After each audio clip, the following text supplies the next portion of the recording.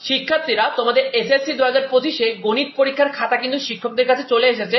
তো তোমাদের গণিত পরীক্ষার খাতা শিক্ষকরা কিভাবে দেখছে এটা নিয়ে আজকে আপডেট জানাবো। শিক্ষার্থীরা, কতটুকু সঠিক উত্তর দিলে তোমরা পুরো নাম্বার পাবে? দেখো, যদি একটা শিক্ষার্থী একটা অঙ্কে 90% অঙ্ক সঠিক করে তবে কিন্তু সে পুরো নাম্বারই পাবে। শিক্ষার্থীরা, কোনো অঙ্কের মাঝে যদি তুমি 2-3 লাইন মাত্র ভুল করেছো কিন্তু তোমার উত্তরটি সঠিক রয়েছে, সেক্ষেত্রে কিন্তু তুমি পুরো নাম্বার পাবে। মনে করো তুমি 7 লাইনে একটি অঙ্কে মাত্র 2 থেকে 3টা লাইনে ছোট ছোট ভুল করেছো কিন্তু তুমি উত্তর ঠিক রয়েছে, সেক্ষেত্রে তুমি কিন্তু পুরো নাম্বারই পাবে।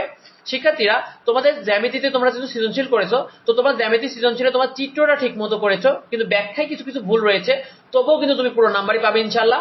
শিক্ষার্থীরা, অঙ্কের উত্তর না মিললে বা ভুল হলে নাম্বার কি পাবে? দেখো, কোন শিক্ষার্থী কোন অঙ্কের সূত্র ঠিক আছে, মনে করো একটা অঙ্ক করেছে, সে অঙ্কে তার শুধুমাত্র সূত্রটাই ঠিক আছে, তবুও কিন্তু সে অঙ্ক মিলেনি তার, কিন্তু সে কিন্তু নাম্বার পাবে।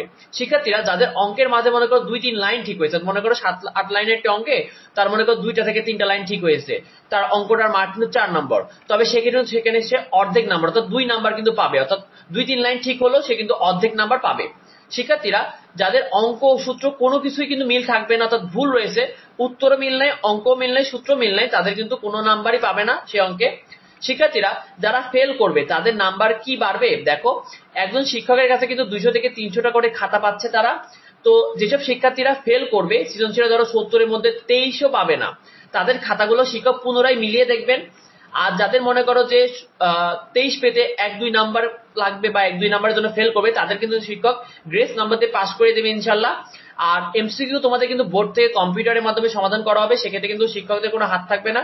শিক্ষার্থীরা, তবে যদি মনে করো কোনো শিক্ষার্থী সৃজনশীলে 15 বা 16 নাম্বার পেলো, তাদেরকে কিন্তু কোনোভাবে পাস করানো সম্ভব নয়। তো ভিডিওটি এ পর্যন্তই।